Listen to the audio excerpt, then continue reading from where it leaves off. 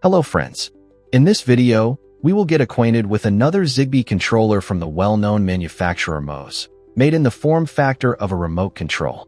Functionally, it is the same as a wireless switch, the only difference is the form. It is intended for use as an automation trigger and can control other smart home devices, turn lights, relays, sockets on/off, control curtains, and so on, as well as launch various logical scenarios. Each of its 4 buttons can generate 3 events, single and double press, as well as hold. We will look at the capabilities of the remote in the basic control system, Tuya Smart, including forwarding through a Matter gateway to Google Home and Apple Homekit. In addition, we will integrate it into Home Assistant via ZHA and Zigbee2mqtt. More details about everything ahead, but for now, by tradition, I ask you to support this video with a like. This will help other people interested in the smart home topic find it, and also subscribe to my channel if you have not done so before. I will be grateful to everyone who considers it possible to become a sponsor of the channel.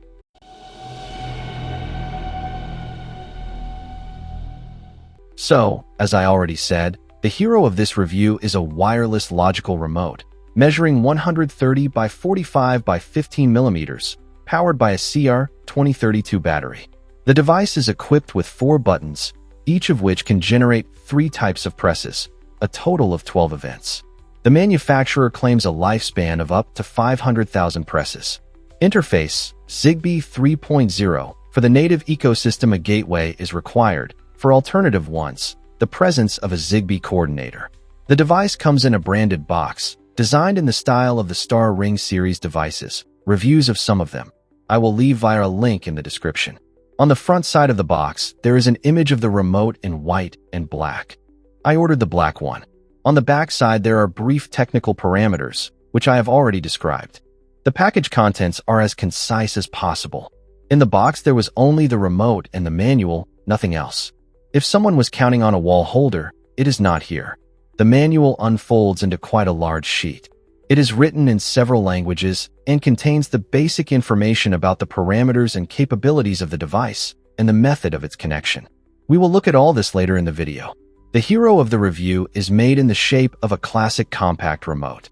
The body is matte, non-slip, and does not easily show marks. The black version seemed more practical to me than the white one. But that is up to you. There is no functional difference between them. In the upper part of the remote, there is a blue LED.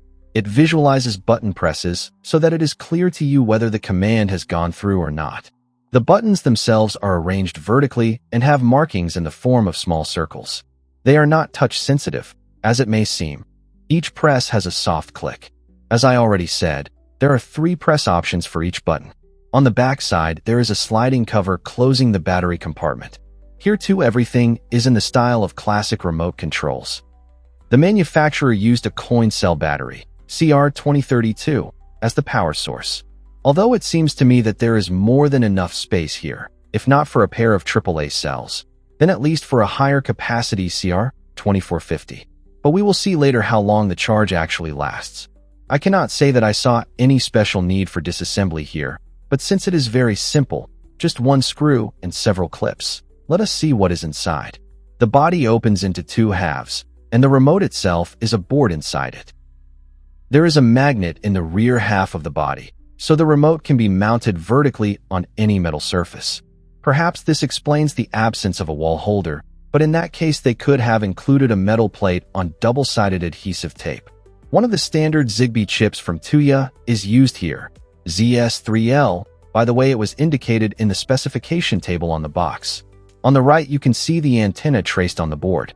And these are the buttons. They are made as ordinary microswitches. If you look closely, you can see that each of them has a transparent plastic circle, apparently for more even pressure when pressed. The LED in the upper part of the remote reacts to button presses. With a single and double press, everything is simple. However many times you press, that many times it blinks. For a hold, you need to press the button, the LED lights up, and then you need to wait a couple of seconds until it goes out. Then the remote will transmit the corresponding event. But if you keep your finger on the button for about 6 seconds, you will reset it and put it into pairing mode. The LED will start blinking. I believe that for such devices there should be a separate pairing button, for example under the battery compartment cover. Otherwise, there is a chance of resetting it accidentally during use. Although the manufacturer offers using its own system, Moes, the basic and main one here is Tuya. Moes is just one of the clones, with limited device support. Therefore, we will begin the logical part of the review with Tuya Smart and a gateway from the same manufacturer, Moes, which supports Zigbee and Thread, as well as Matter. You will find a link to its review in the description. On the gateway, we start the search mode for new devices.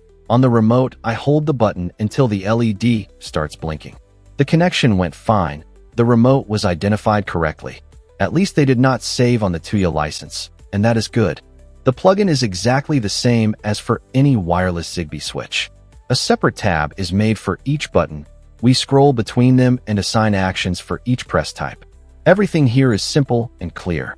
In the General Settings menu, everything is standard, basic device information, sharing, group creation, firmware version, and removal from the system.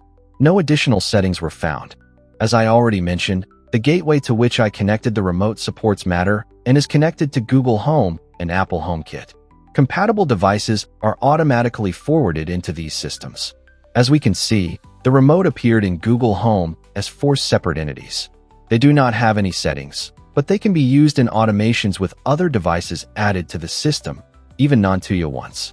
However, only one press variant is available, single press. Just in case, I will clarify that the remote at the same time continues to work fully in Tuya Smart itself. Now let us check what happens in Apple HomeKit. On the device pages, visually nothing new has appeared. Let us look into the home settings, the hubs and bridges section. I have several of them here. We are interested in the Moes Matter gateway, to which the remote is connected. The device, in the form of a connected accessory, was found here, more precisely a mention that something is connected to the gateway. But there are no objects you could work with, at least on this firmware, specifically for this gateway. For Apple HomeKit, the hero of the review is useless. Now let us move on to Home Assistant, and, as usual, start with the native integration for working with Zigbee devices, ZHA. Let me remind you that for it, I use a USB Zigbee coordinator with the native firmware from the creators of Home Assistant, SkyConnect. I remove the device from the Tuya gateway, switch it into pairing mode by holding the button, and connect it in ZHA. We can see that some objects were detected here, but the picture is rather unusual. Let us look at the device card. Indeed, unusual, besides the standard entity for firmware version, as many as 4 battery charge levels were identified here. There is no action sensor, but for ZHA this is normal. Button presses come here not through a status change, but through events. This is what the button presses look like. The event transmits both which button was pressed and how it was pressed. A single press here is called a short press, double press and hold, which is displayed as a long press. Accordingly, the remote can be fully used in automations for all 12 declared press types, or more precisely, 3 press types, but on 4 different buttons. Personally, though, I find the more visual action status change more convenient, probably a matter of habit, but still. And finally, Zigbee2mqtt. The current version at the time of testing was 2.9.2. Here I use a network version of the coordinator based on the CC2652P module, time-tested and proven with many devices. The connection process went fine. The remote was identified correctly, even with the correct image, although in similar cases it happened that the system drew a 4-gang wall switch. From the functionality point of view, of course, there is no difference, but it is nice that the remote is supported and displayed specifically as a remote. Although this is obvious, I will still clarify that the hero of the review is an end device. It cannot relay data through itself. This is necessary to ensure long battery life. The device stays in standby mode most of the time and consumes almost no energy. On the exposures page, everything is as expected. Battery charge level, the fact that it does not display data yet is normal. Within a day the data will update. The action sensor. For this I have the corresponding option enabled in the Zigbee2mqtt settings and the signal quality level. In this configuration, all events appear in the system as changes in the action sensor status, a number corresponding to the button number, and through an underscore, the press type. In my opinion, this is the most convenient and visual option. Although from the point of view of the logic operation, There is no difference compared to events as in ZHA. And this screenshot was taken about 12 hours later. As I said, for the battery charge level value to update, some time is needed. This is a normal situation. So we have made sure that support in Zigbee2mqtt is fully correct. Overall, quite a pleasant and convenient gadget, which can be taken as an addition to wall switches. You can assign the launch of the most frequently used automations and devices to it, lights, sockets, and so on. It eliminates the need to reach for the phone once again or go into the system interface. What I did not like is the way it is put into pairing mode, using the working keys. There is a chance of holding the button too long when you need a long click and resetting the device. It seems to me that it would have been better to add one more separate microswitch for this and hide it under the battery compartment cover. Otherwise, there are no complaints. That is all.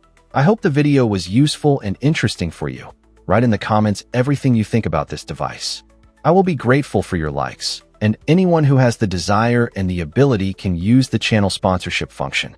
If you do not want to miss new reviews and lessons, subscribe to my channel. In the description, you will find links to stores where you can order this remote, to the mentioned videos, to my social networks, Telegram channels, and a group for communication on smart home issues. Join us. It will be interesting. Thank you for your attention. Until next time, peace to everyone.